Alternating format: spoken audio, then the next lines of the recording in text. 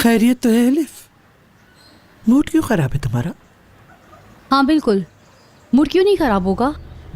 मीडियात आए हुए में दिन ही कितने हुए हैं। वो लड़की इस घर में आ गई है जिसकी हमने जिंदगी खराब की है।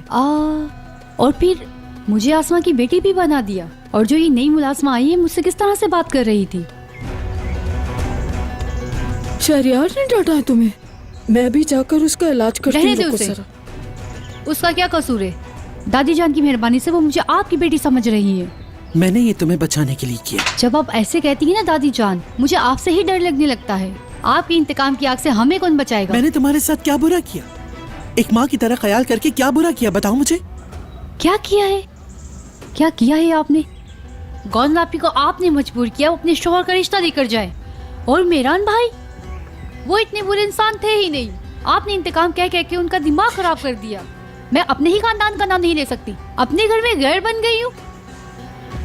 और आप क्या करेंगी दादी जान, और कितना बुरा करेंगी? आप ठीक है खानम? तुम इस लहजे में मुझसे बात नहीं कर सकती। तुमको मैंने सारी बातें पहले ही बता दी थी। मुझे कुछ नहीं सुना आपसे। आपने जो करना है आप करती रहे, करें अपनी मर्जी। कहाँ जा रही हो तुम? अपने कैद खाने में। आसमा अम्मी मेरा नाश्ता उधर ही ले आएंगी।